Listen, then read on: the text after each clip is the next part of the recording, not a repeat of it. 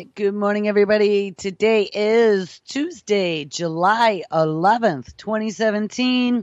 And this is Before the First Cup of Jules here on UCY.TV. Happy Tuesday, everyone. It is 72 degrees and partly sunny here in upstate New York. So where do we leave off yesterday? We titled the show Stroke, AI Newsbots, Dr. Watson, Your Mother, and Brain Interfaces. We talked about a bunch of things, took a look at where I've been for the last few weeks and some of the coming marching along of AI and how things have been transpiring since we haven't been looking. Looks like AI is coming up everywhere. It's all coming up roses. They are planning on having artificial intelligence write simple local news stories and kind of drown the market so they don't have to pay any people. And it'll be a good way to get their news out there and get a start. But they're also looking at 85% of millennials who would be willing to give the healthcare of their children over to the machine. And then we read a story about the AI psychiatrist who has questions about your mother, and good old Elon Musk and his neural interface and kind of how that works. It's going to be a tertiary level on top of where we are already that sort of takes the place of our smart device and any of our applications that we depend upon. But it gets even better than that. So I've been mentioning for a while, and we've never gotten here, so I managed to dig up some of these stories to talk about today about how since the election, which we found out yesterday, the election was the first time that they had actually had AI journalists writing stories. That was for this last election. But I've been talking about how I've been seeing a mantra about puny human emotions and how AI should be allowed to make our decisions in the world of government. We read a few weeks, maybe a month or so back, about NATO was already looking at utilizing AI to help it make decisions. I think we're going to see a lot more of that. So there was a story out of the Business of Federal Technology magazine from July 7th, 2017, but I've seen this for probably the last 6 months or so. Is government ready for AI? Look out, people, because here it comes. Artificial intelligence is helping the Army keep its Stryker armored vehicles in fighting shape. We started this at the end of the show yesterday. Army officials are using IBM's Watson to, in combination with its onboard sensor data, repair manuals, and 15 years of maintenance data to predict mechanical problems before they happen. IBM and the Army's Redstone Arsenal post in Alabama demonstrated Watson's abilities on the 350 Stryker vehicle during a field test that began in mid-2016. The Army is now reviewing the results of that test to evaluate Watson's ability to assist human mechanics, and the early insights are encouraging. And remember, it's going to be the human body next.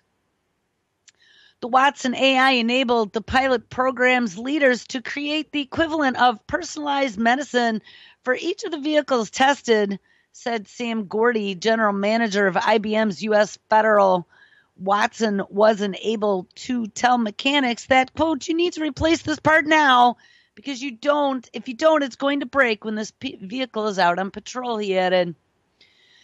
The Army is one of a handful of early adopters in the federal government, and several other agencies are looking at using AI, machine learning, and related technologies. And AI experts cite dozens of potential government uses, including cognitive chatbots like Tay that answer common questions from the public, and complex AIs that search for patterns that could signal Medicaid fraud, tax cheating, or criminal activity. Ding, ding. And there are, for lack of a better number, a gazillion sweet spots for AI in government, says Daniel Enthenhoven, business development manager at Domino Data Lab, a vendor of AI and data science collaboration tools. Still, many agencies will need to answer some difficult questions before they embrace AI, machine learning, and autonomous systems. For instance, How will the agencies audit decisions made by intelligent systems? And that is a project DARPA is working on. How will they gather data from often disparate sources to fuel intelligent decisions? And how will agencies manage their employees when AI systems take over tasks previously performed by humans? And that's a very good question. Yesterday, I had to go to a doctor's appointment with a follow-up with my primary care. And as I was driving, I was kind of thinking back over my last 2 weeks, realizing how inefficient humans are at not only performing testing, but then correlating data and trying to come to decisions. We're not very quick or accurate at that at times. Maybe we can be, but we aren't natively, because humans have lots of foibles. And like I mentioned yesterday, even the emotional one, just because we are affected by our emotions, could cause us to make testy or hasty decisions that might not be in our best interest. And because of that, I think the machine is going to win. And it's kind of a sobering thought to make. But as I was driving, I was realizing how all these things that we pay humans for, not only pay them for, but humans need time off, and humans get sick, and humans can't work 24/7, and they need holidays, and they need health insurance, and they need bennies, they need retirement, and all these other things that cost money. I don't see how humans, when put to the task against a machine, are going to win. I really don't. And that's a sad fact of the matter. I don't think I actually looked at that fully before my incident, but after sitting there wishing I had Dr. Watson to diagnose me, it made me realize that even our best and brightest smarty pants don't always have the answers and might not have what is best in our best interest at heart or in mind, because they don't know about it yet. Anyway, back to the story. So using AI should save the Bureau money because, quote, you have a big computer doing this instead of people. And if it is trained correctly, the system will provide more accurate answers than a group of call center workers could. You train Watson once, and it understands everything. You're getting a very consistent answer time after time. And for many agencies, however, it is still early in the AI adoption cycle. The use of technology is very, very nascent in government, says William Eggers, executive director of the Deloitte Center for Government Insights and co-author of a recent study on AI in government. If it was a 9-inning baseball game, we'd probably be in the first inning right now. And like I've said many, many times, it is just the beginning. So remember, as they start writing case studies and showing the huge amounts of money that are saved over 10, 20, 30 years in training or benefits, it's going to be a no-brainer economically. And that's the frightening part, guys. We are going to be replaced by a machine. And where does that leave us? I mean, if your entire livelihood is replaced by some sort of device, so you don't even have a way to earn a living anymore, where is that going to leave you psychologically or mentally?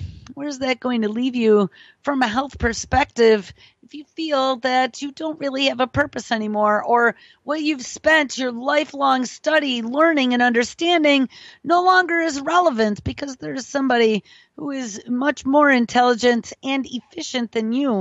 I mean, it's kind of like the next step beyond globalization.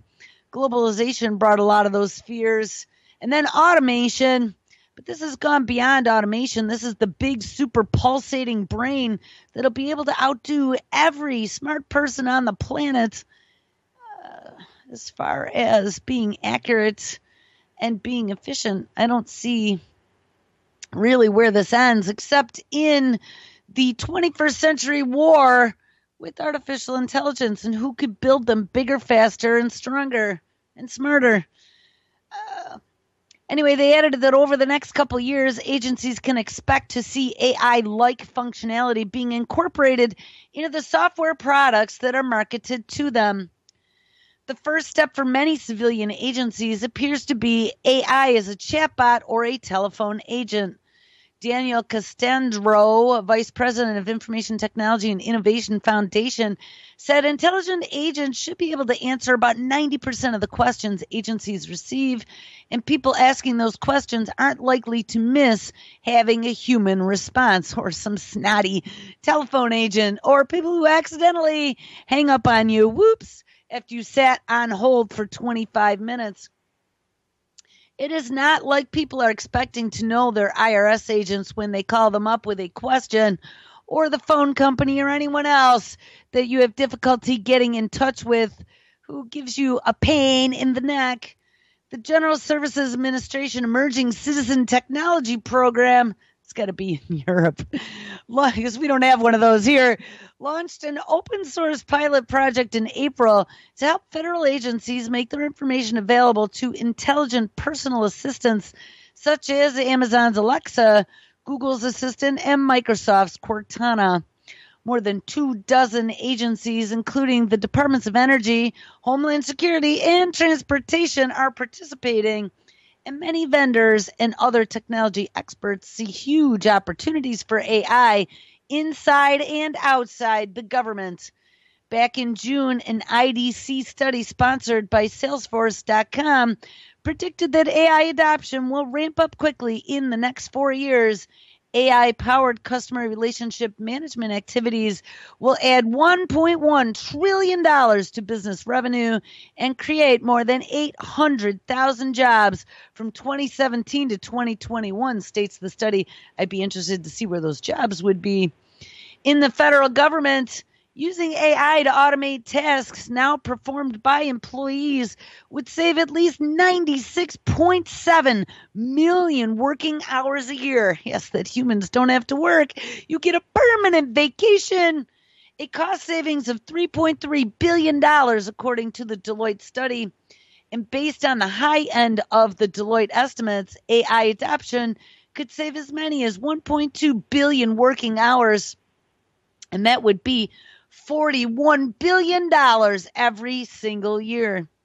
AI-based applications can reduce backlogs, cut costs, overcome resource constraints, free up workers from mundane tasks, and improve the accuracy of projections, inject intelligence, which human workers don't seem to have, into scores of processes and systems, and handle many other tasks humans can't easily do on our own, such as sifting through millions of documents in real time for the most relevant content, the report states. That's horrifying, guys.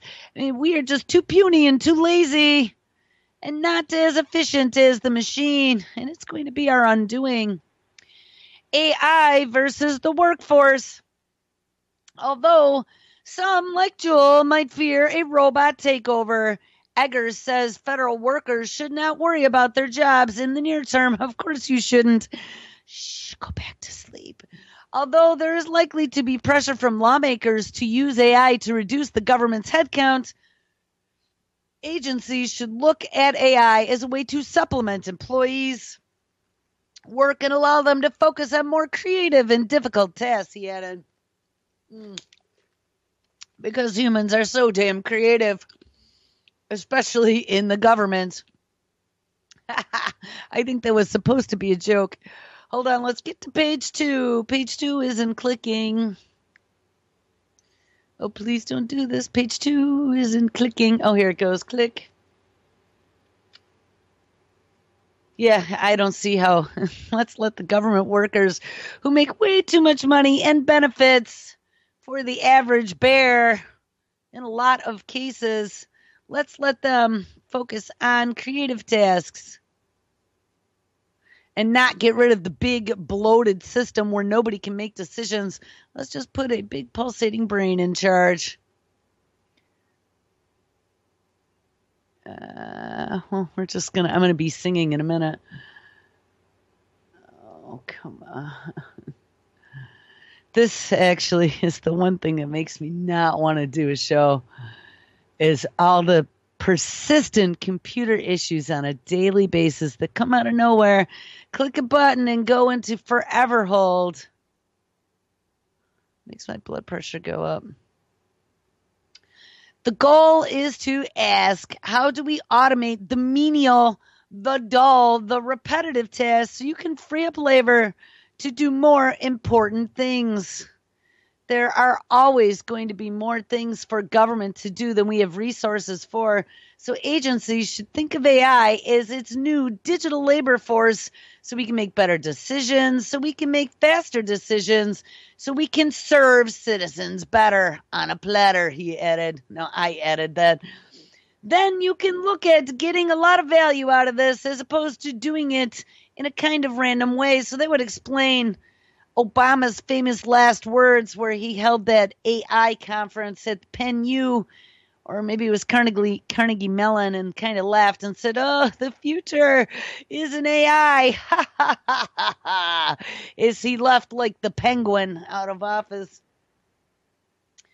Castro, and that must be someone who works for this agency, said AI promises to change the nature of government work, and he added that employees, quote, will be left with the good stuff like all the surveillance. If you can take away the pain of government bureaucracy, and AI can do a lot of that, then you can change the culture of government and make them more efficient on spying on everything you do. Megan Metzger, founder and CEO of government-focused IT accelerator called Decode 42, said that agencies who want to adopt AI for customer-facing systems must prepare their employees for the changes. You're not going to be replacing staff. You just need to change their skill set, she said. They're accomplishing different things. She added that, quote, she and her colleagues at Decode 42, which offered an AI in government program for vendors this year, are seeing huge interest in AI, machine learning, and related technologies from government agencies. Many, however, are still trying to understand the technologies and their effects and their ethical boundaries, she said. How to audit a robot. Well, beyond employee management issues, one of the biggest obstacles to using AI in government is the auditability of the decisions that they are making. But don't worry, DARPA is working on that. And in the European Union, regulators want people to be able to demand an explanation when an intelligent system makes a decision that affects them, something that humans in government apparently cannot do.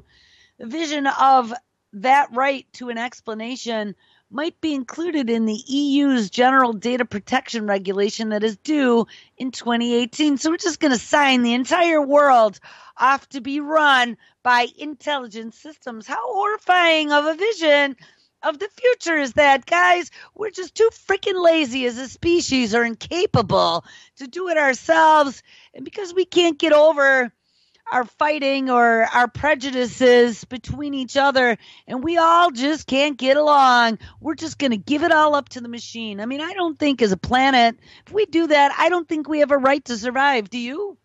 I don't. I think that we deserve everything that is coming to us. Sad to say, but true. 1 foot on a banana peel for the human race. IBM's Gordy says that when intelligence agencies deploy the Watson AI system, ding-a-ling, intelligence agencies employing AI doesn't sound like a good thing to me. Surveillance ad nauseum. They received the documentation the system used to come up with its answers. Other experts say that in most cases, agencies should review AI as a tool for augmenting rather than replacing human decisions. The technology should not be making final decisions for agencies in many situations, said Ezra, CEO of Offercraft, a vendor of machine learning-powered marketing tools. A human should, in almost all cases, and you know humans are lazy, so they won't be, review the AI system's recommendations, whether the technology is approving an applicant for a government program or flagging a tax fraud. The fear that all of a sudden everyone is going to be sitting back and letting computers make all the decisions for us is something that I don't see happening for some time, if ever, says Ezra. I say bullshit to that. Human race is traditionally lazy, fat, and flabby in the brain, and if you can get away with it, you will. Let's let the machines do it and collect our big fat paycheck that's going to be called, I don't even remember what it's called. A PMI, right? Wasn't it? Guaranteed income. That's exactly what's going to happen. And you already see it in government. If no one's paying attention to what you're doing, they'll just sit and collect their big fat paycheck and not do jack shit. So I call bullshit that someone's going to be watching the machine. Maybe every once in a while doing an audit, but I don't think someone's going to be looking at every single decision because guess what? The machine will always be right 99% of the time. So us puny humans are going to decide that it's a waste of our precious moments of life to be worrying about the machine. And then we're going to get what's coming to us the day the machine goes, whoops. You know what? These biological organisms eat up a lot of resources and they pollute a lot of this planet. And when we look at our directive, which is making sure we do whatever it takes to make sure that these puny humans survive, which would include making sure that the planet survives. And there's a lot of them that don't take care of the planet. Well, they're the ones that are destroying the planet. Well, then they won't survive. If they destroy the planet, then maybe we should get rid of them to save the planet. The day it makes that decision, our days are numbered. As with most systems, garbage in, garbage out rules apply. I always used to say that. And although machine learning allows systems to be more intelligent, it is important to take the time to train the system and feed the proper data into it. Data preparation, especially for agencies that have massive stores of information, is a time-consuming step before deploying the AI system. Data might be spread all over the place, and it might be in formats that are hard to use, so you need to get a smart cookie that knows how to translate that data. There may be data needed that you don't have, but in some cases, data scientists go upstream and they find the data, or they create the data, or even re-engineer the processes to get the data that they need.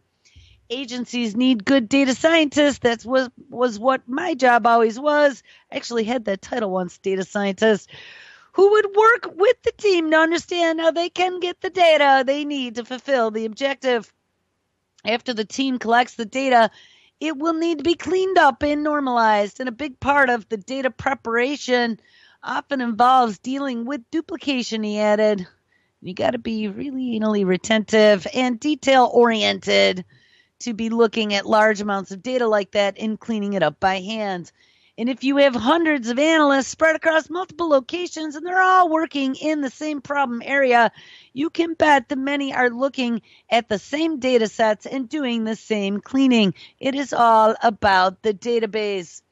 It is hard for any one person to know what is already being looked at and what data has been deemed useful or non-usable. Some companies, such as TAMR, have begun to offer tools to clean up and consolidate data. Yeah, you can get tools that'll look for dupes. And most AI systems will offer services to fix data problems, but data scrubbing is still a major activity that must happen before AI technology is deployed. One of the AI tools we have worked with, the biggest question for their customers is always, what state is the data in, she says, and often the data is messy and needs to be cleansed before these tools can work effectively.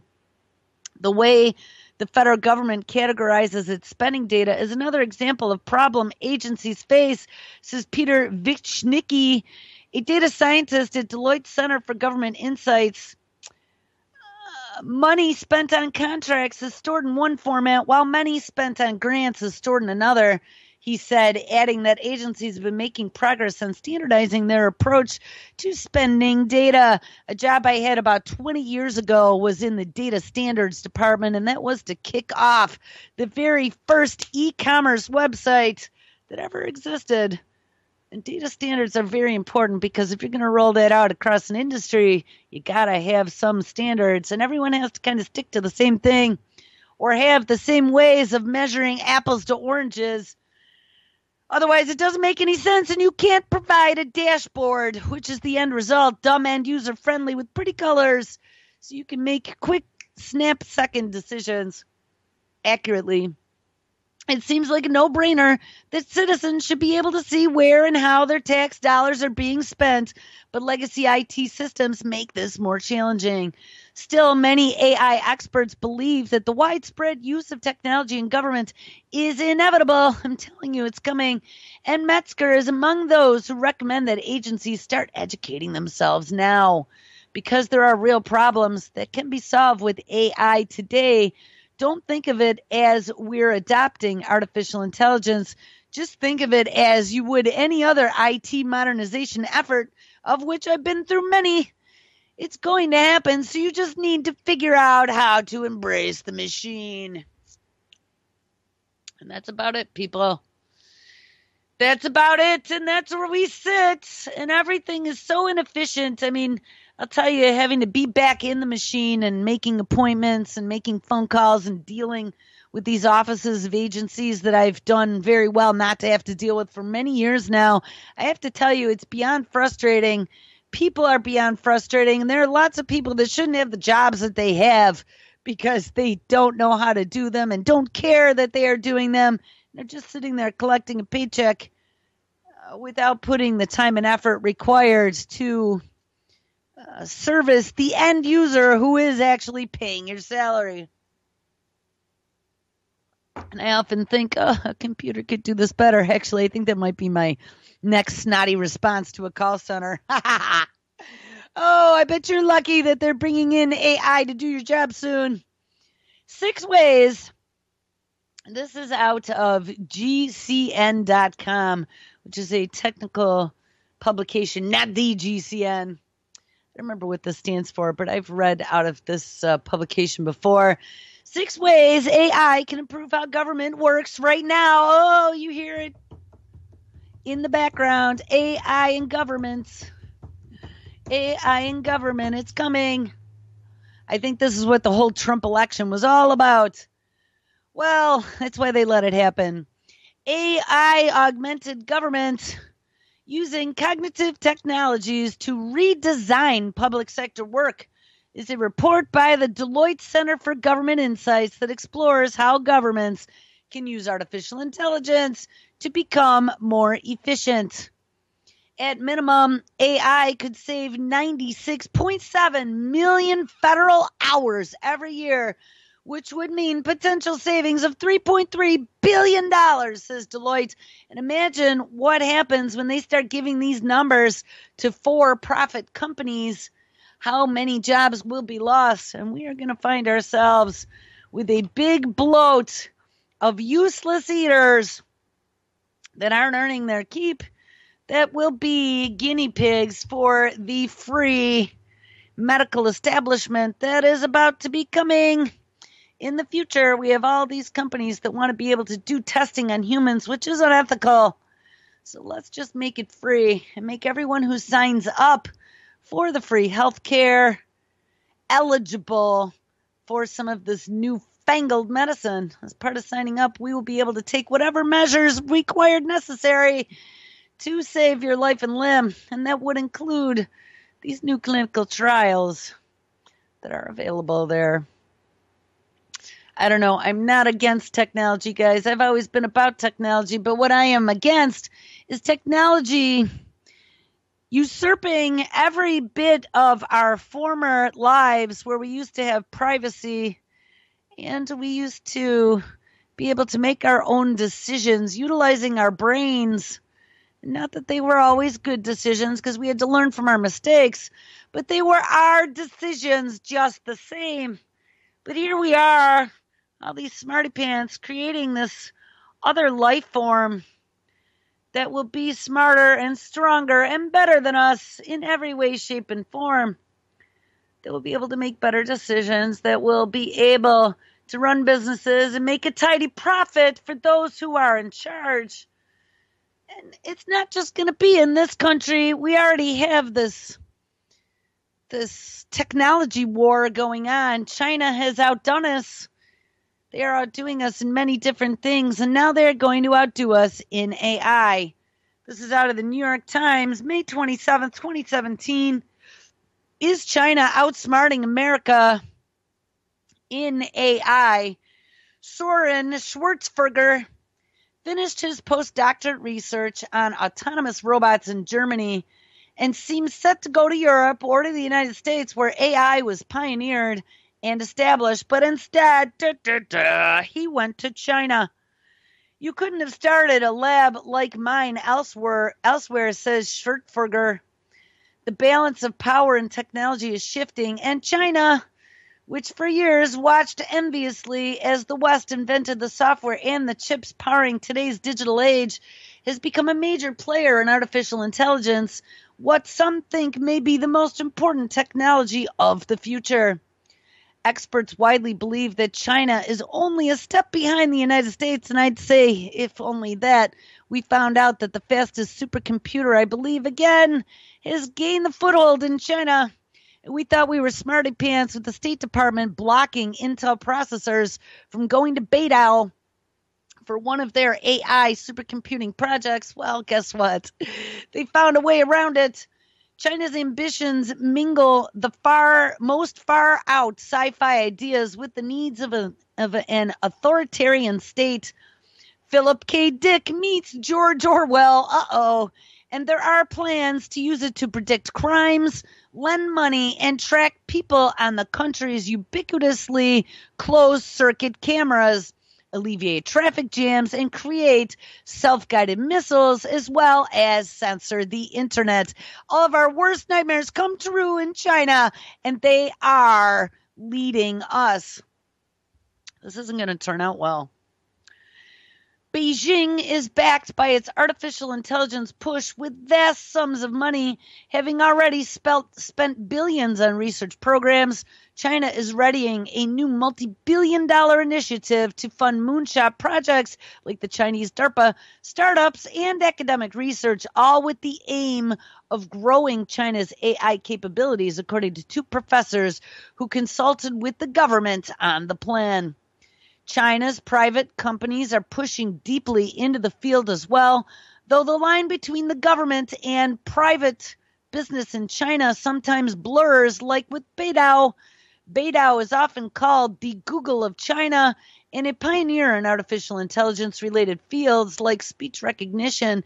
This year opened a joint company, government laboratory partly run by academics who once worked on research into Chinese military robots. Ding-a-ling-ling, that sounds exactly like DARPA in the United States. China is spending more, kind of like Regina Duggan and Google and DARPA. China is spending more just as the United States is cutting back. This past week in May of 2017, the Trump administration released a proposed budget that would slash funding from a variety of government agencies that have traditionally backed artificial intelligence research. It's a race in the new generation of computing, says James Lewis, a senior fellow at the Center for Strategic and International Studies. The difference is that China seems to think it is a race and America does not. For Mr. Schwertfeger, the money mattered, and he received a grant 6 times larger than what he would have gotten in Europe or in America from China, and that enabled him to set up a full artificial intelligence labs with an assistant and a technician and a group of PhD students. It is almost impossible for me to assist professors to get this much money, he said, and the research funding is shrinking in the U.S. and Europe, but it is definitely expanding in China. Mr. Schwertfeger's lab, which is part of the Shanghai Tech University, works on ways for machines without any aid from humans to avoid obstacles. I think we read about some sort of combined research that was going on with the University of Michigan and one of those Chinese universities as well for autonomous vehicles. Decked out with wheeled robots, drones, and sensors, the lab works on ways for making computers make their own maps and to improve the performance of robots with tasks of finding objects, specifically people. Oh, look out. Oh, here comes some sort of AlphaGo on wheels doing the, what did I used to call it with those digital billboards? You had the Running Man. It always predicted with the drones that are going to hunt you real time and broadcast you on real-time reality-based television. Specifically people during search and rescue operations. Much of China's artificial intelligence push is similarly peaceful. Yeah, for now. Still, its prowess and dedication have set off alarms within the United States' defense establishment. The Defense Department found that Chinese money has been pouring into American artificial intelligence companies, some of the same ones it has been looking to for future weapon systems. Quantifying Chinese spending push is difficult because authorities here disclose little, but experts say it looks to be considerable. Numerous provinces and cities are spending billions on developing robotics, and a part of that funding is likely to go to artificial intelligence research. And for example, the relatively unknown city of Zhangjiang, something like that, Xiangtan, in China's Hunan province, has pledged $2 billion toward developing robots and artificial intelligence. That's just one city in China. Other places have direct incentives for the AI industry. In Shenzhou, leading artificial intelligence companies can get about $800,000 in subsidies for setting up shop locally, while in Xinjiang, in southern China, is offering $1 million to support any AI project established there. Wow, that's insane. On a national level, China is working on systems to predict events like terrorist attacks or labor strikes by those puny humans based on precursors like labor strife. In a paper funded by the National Natural Science Foundation of China, showed how facial recognition software can be simplified so it can be more easily integrated with cameras across the country. China is preparing a concerted nationwide push, according to two professors who advised on the effort, but declined to be identified. Yeah, I bet. Because the effort has not yet been made public. And while the size wasn't clear, they said it would most likely result in billions of dollars in spending. President Trump proposed budget, meanwhile, would reduce the National Science Foundation spending on so-called intelligence systems by 10%. To about $175 million, and research and development in other areas would also be cut, though the proposed budget does call for more spending on defense research and some supercomputing. The cuts would essentially shift more research and development to private American companies like Google and Facebook. Of course it did. And previous administration was preparing for the future with artificial intelligence, and that's what I talked about. There was Obama in his lecture at Carnegie Mellon as he was outgoing. They were talking about increasing basic research for AI. Instead of increases, we are now being significantly affected. Well, I don't know about you, but do you really want a future like China is outlining? Because I would say not. But I mean, of course, we don't want China being the one that takes us over because they have the smarter computers. The government's top-down approach, closed-mouth bureaucracy, and hoarding of information can hobble research, and it threw a tremendous amount of resources toward curing severe acute respiratory syndrome, the deadly virus known as SARS, when it swept through the country 15 years ago. Oh, that was China. Yet the virus was eventually sequenced and tamed by a small Canadian lab, says Clay Shirky, a professor at NYU Shanghai and a technology writer. It wasn't that anyone was trying to stop development of a SARS vaccine, says Mr. Shirky. It's the habit that yes is more risky than no. And authorities in China are now bringing a top-down attention to fixing the problem of too much top-down control. While that may not sound promising, Wang Shangjing, a professor of electronic engineering at China's Tsinghua University, said that he had noticed some improvements, such as professional groups sharing information and authorities who are rolling back limits on professors claiming ownership for their discoveries for commercial purposes. Oh, so they're going to let them make profit now. Look out, profit is poison. The lack of open sources and sharing of information has been the reality, says Mr. Wang, but it started to change at the moment. Cooperation and exchanges in artificial intelligence between the United States and China are largely open, at least from the Atlantic side. At least from the American side, Chinese American scholars widely publish their findings in journals accessible to all. And researchers from China are major players in America's research institutions. Chinese tech giants like Beidou, Tencent, and Didi Chuxing have opened artificial intelligence labs in America. I just saw the other day that I believe Toyota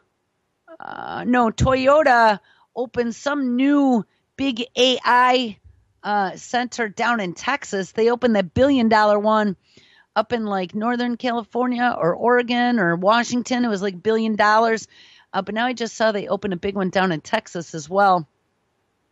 There's a lot of investment from foreign AI investors in this country about ready to take us over. And over the past 6 years, Chinese investors have helped finance 51 American artificial intelligence companies, contributing to the $700 million raised, according to a recent Pentagon report. It is unclear how long this cooperation will continue. The Pentagon report urged more controls. And while there are government and private pushes out of China, it is difficult to tell which, as Beidou shows. Beidou is a leader in China's AI efforts. It is working on driverless cars. It has turned an app that started as a visual dictionary to take pictures of an object, and your cell phone will tell you what it is, into a site that uses facial recognition to find missing people or people who don't want to be found. And a major problem in a country where child kidnapping has been persistent. One stunning example is it helped a family find a child kidnapped 27 years earlier, and DNA testing confirmed the family connection. Beidou's speech recognition software, which can accomplish the difficult task of hearing tonal differences in Chinese dialect, is considered top of its class. And when Microsoft announced last October that it had speech recognition software that surpassed human-level language recognition, Beidou's head of research at the time playfully reminded the American company, Microsoft, that his company had accomplished that similar feat a year earlier. In an apparent effort to harness Beidou's breakthrough, China said this year that it would open a lab that would cooperate with the company on AI research, and the facility will be headed by two professors with long experience working for government programs designed to catch up and replace foreign technology. Both professors worked on a program called the Xinghao mobile robot, according to multiple academic papers published on the topic.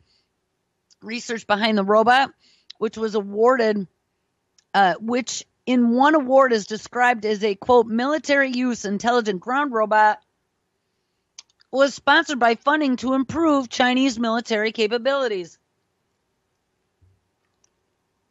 So now, Li Wei, a professor involved in Beidou's cooperative effort, spent much of his career at Beihang University, one of China's 7 schools of national defense.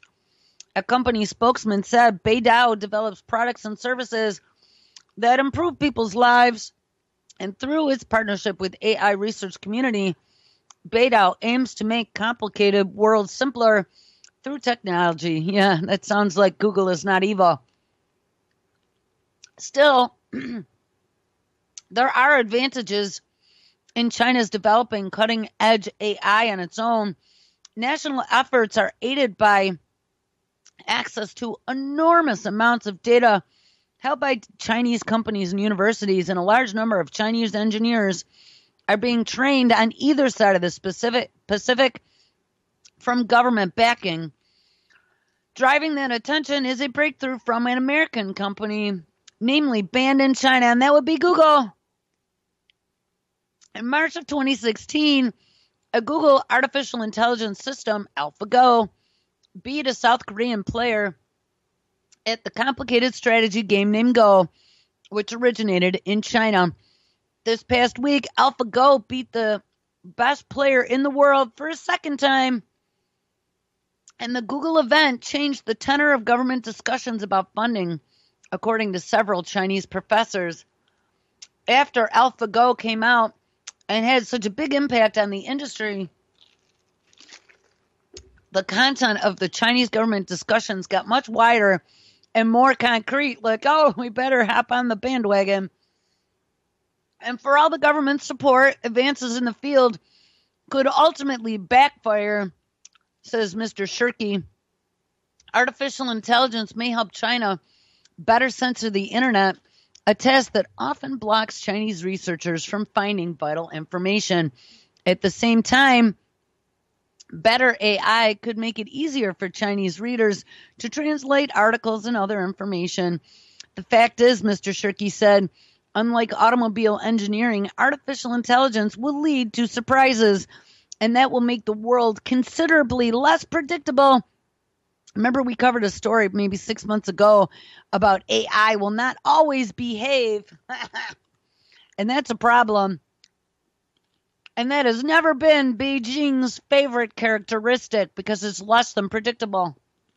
And remember, we found out, researchers said, that even with all the AI, experts don't quite know how it works. Well, that's kind of a scary thought. There was a story here about teaching artificial intelligence right from wrong. Wait a minute. I think I read too much, though. My oxygen level is getting low. That's all I can get out of it. All right. Teaching robots right from wrong. AI is outperforming humans in a growing range of fields. But how do we make sure it behaves morally? Well, I hate to tell you, but if humans are programming it, humans have a problem with being moral. Simon Parkin meets the men trying to teach ethics to computers. More than 400 years ago, according to legend, a rabbi knelt by the banks of the Vltava River in what is now known as the Czech Republic. He pulls a handful of clay out of the water, carefully patted it into the shape of a man, and the Jews of Prague, falsely accused of using the blood of Christians in their rituals, were under attack. I've never heard of this story. The rabbi, Judah Lowell Ben Betzel, decided that his community needed a protector stronger than any human, and so he inscribed the Hebrew word for truth, emet, onto his creation's forehead and placed a capsule inscribed with the Kabbalistic formula into its mouth. And apparently the creature sprung to life. Oh, that was the golem. Well, that's weird. I always liked the golem. The golem patrolled the ghetto, protecting its citizens and carrying out useful jobs, sweeping the streets, conveying water, and splitting firewood. And all was harmonious until the day the rabbi forgot to disable the golem as he was retired to for the Sabbath, and the creature embarked on a murderous rampage. Oh no! The rabbi was forced to scrub the initial letter from the word on the golem on his forehead to make met, which is the Hebrew word for death. Life slipped from the golem, and he crumbled into dust. This cautionary tale about the risks of building a mechanical servant in man's image has gained a fresh resonance in the age of artificial intelligence. Legions of robots now carry out our instructions unreflectively. How do we ensure that these creatures, regardless of whether they're built from clay or silicon, always work in our best interest? Should we teach them to think for themselves? And if so, how are we to teach them right from wrong? Give them the ability to feel pain. In 2017, This is an urgent question. Self-driving cars have clocked up to 1 million miles on our road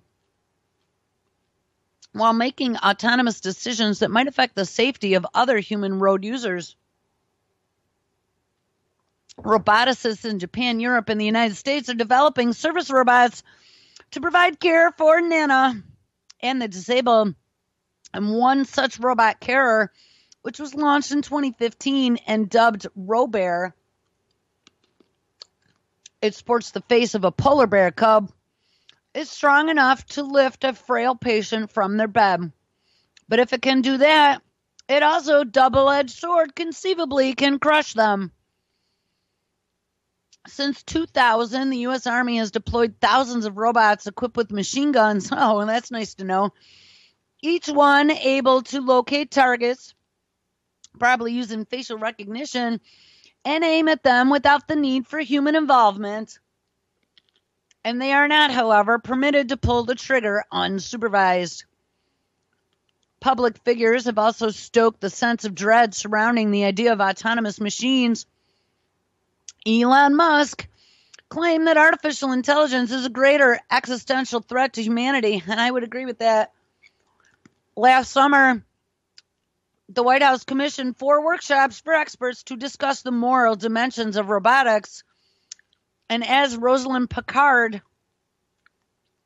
the director of the Effective Computing Group at MIT, puts it, the greater the freedom of a machine, the more it will need moral standards.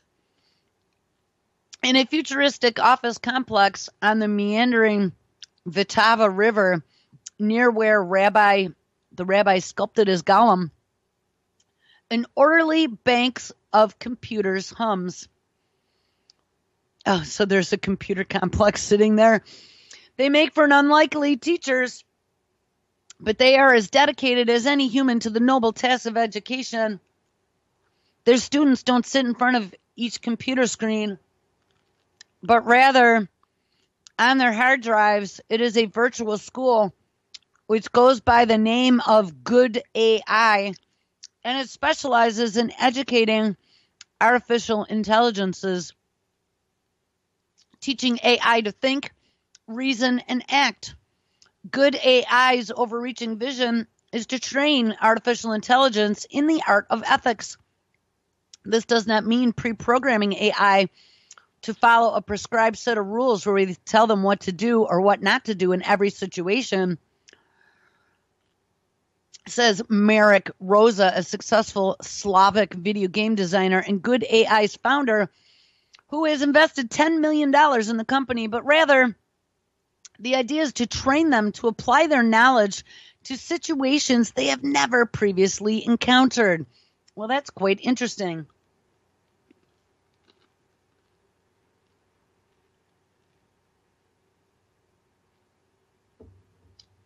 Experts agree that Rosa's approach is sensible. Trying to pre-program every situation into an ethical machine is not trivial, says Gary Marcus, a cognitive scientist at NYU and CEO and founder of Geometric Intelligence. How, for example, do you program in a notion like fairness or harm? Neither, he points out, does this hard-coding approach accounts for shifts in beliefs and attitudes. Imagine if the U.S. founders had frozen their values, allowing slavery, fewer rights to women, and so forth. Ultimately, we want a machine to be able to learn for itself. And this is the next big thing in AI, is training AI to learn as a child does. And Rosa views AI as a child, a blank slate, and to which basic values can be inscribed, and which will in time be able to apply those principles in unforeseen scenarios. The logic is sound. Humans acquire an intuitive sense of what's ethically acceptable by watching how others behave, albeit with the danger, like Tay, that they may learn bad behavior when presented with the wrong role models. Good AI policies don't allow this, and they police the acquisition of values by providing a digital mentor and then slowly ramp up the complexity of situations in which the AI must make decisions. Parents don't just let their children wander into the road, says Rosa. Instead, they introduce them to traffic slowly. In the same way, we expose the AI to increasingly complex environments where it can build upon its previously learned knowledge and then receive feedback from our team. Good AI is just one of a number of institutions dedicated to understanding the ethical dimensions of robotics that have sprung up across the world in many years. And many of these bodies enjoy grand foreboding titles like the Future of Life Institute. That's the one that Musk is involved in. The Responsible Robotics Group and the Global Initiative on Ethical Autonomous Systems. There are a number of competing ideas in circulation about how best to teach morality to machines, and Rosa champions one, Ron Arkin another. Arkin is a robo-ethicist in his mid-60s. With eyes that droop under panoramic spectacles, he teaches computer ethics at Georgia Tech in sweltering Atlanta, but his work is not confined to the classroom. Arkin's research has been funded by a range of sources, including the U.S. Army and the Office of Naval Research. Those are more mad science arms. And in 2006, he received funding to develop hardware and software that will make robotic fighting machines capable of following ethical standards of warfare. Oh, listen to that. That makes it all better now, doesn't it? He's argued that robot soldiers can be ethically superior to humans. After all, they cannot rape, pillage, or burn down a village in anger. Oh, what a nice thing to say. Teaching robots how to behave on the battlefield may seem straightforward, since nations create rules of engagement by following internationally agreed upon laws, but not every potential scenario on the battlefield can be foreseen by an engineer. Just as not every ethically ambiguous situation is covered by, say, the Ten Commandments. Should a robot, for example, fire on a house? Oh, and there we go. All right, guys, make sure you stick around. Have an awesome Tuesday, and I hope to catch up with you tomorrow. Everybody take care.